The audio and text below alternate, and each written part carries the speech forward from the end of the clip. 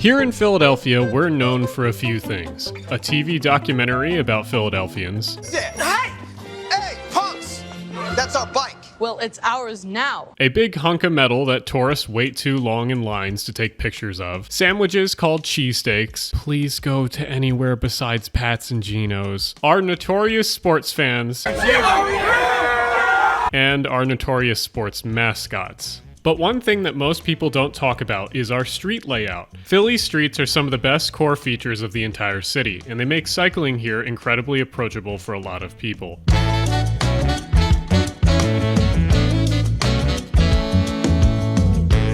All of the shots riding on the street will be on this Aerial Rider X-Class bike, but more on that later.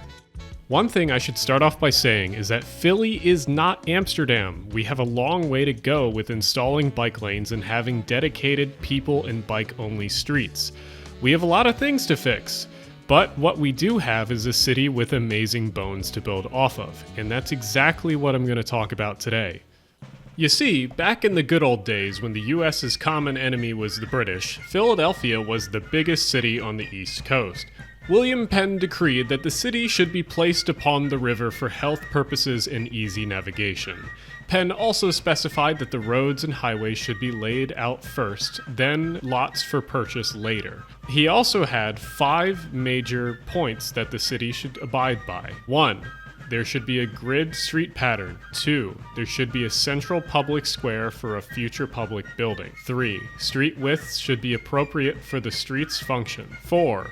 Open public squares. And 5. There should be land for future development. So why are Philly streets so much better than other North American city streets? Well, it's because of the third point.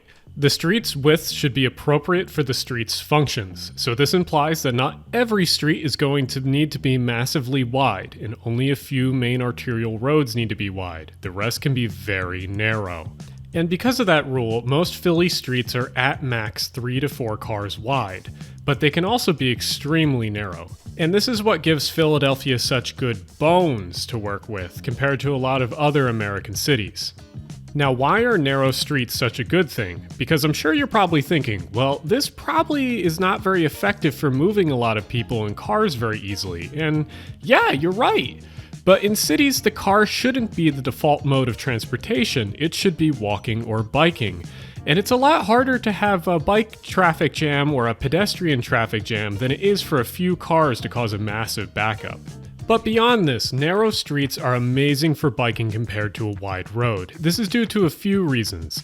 Mainly, on narrow streets, people just simply drive slower. No matter what the speed limit says, narrow streets force you to be more cautious. Speed limits actually have very little to do with how fast people drive. Not just bikes cover this topic pretty well here. But know that because drivers have to pay more attention to the streetscape on narrow roads, they tend to slow down, especially when it's easy to hit something else like a parked car. Professional traffic engineers actually have graphed this out, and you can actually predict the speed at which people will drive based on the width of the drivable area. This correlates directly to the impact on injuries sustained by bike riders and pedestrians. Philly's Vision Zero program has great statistics that show how speed impacts the chance of someone living from a crash. You find that when you get speeds closer to 20 miles per hour, the chance of living is the greatest. And one of the best ways to slow people down is to make where they drive more narrow. Even if there isn't a bike lane, biking in mixed traffic can be fine if the street is narrow enough to force every driver to pay attention to how and where they are at all times. You'll find this a lot in Philly on certain neighborhood streets where parking forces the traffic down to a single lane. Biking on these streets is totally doable because the car behind you has to go slow anyway to avoid hitting parked cars or the curbs. Speaking of bikes, all of the shots in this video that are on the streets are filmed while riding the Aerial Rider X-Class 52V. I've had it for about 2 weeks and it's been fundamental for filming this video. My favorite feature is the wide tires, because if there's one thing Philly streets are famous for, it's potholes. And when I'm riding this bike, I'm reassured that I won't be eating pavement for dinner when I hit one of them. Electric bikes are an integral part of our transportation system now, so you'll definitely be seeing more videos on them here, and this bike in particular. Also, just like acoustic bikes, narrow streets and bike lanes help electric bikes too. Anyway, back to talking about streets.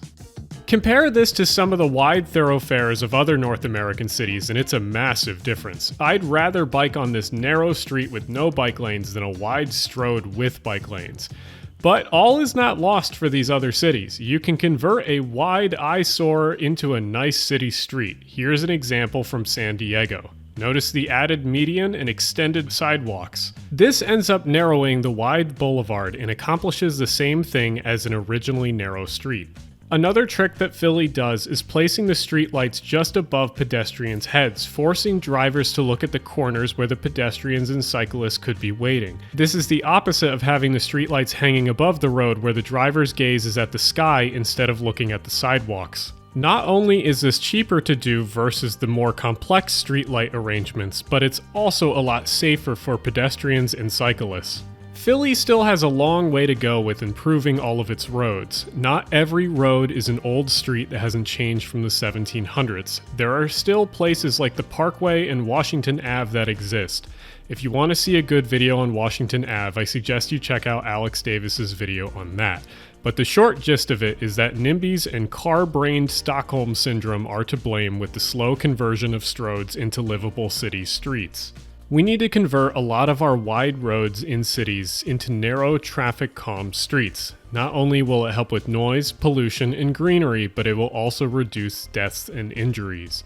To further this point home, check out Philly's Bike Coalition's map. It shows where in Philly there have been injuries or bike-related deaths.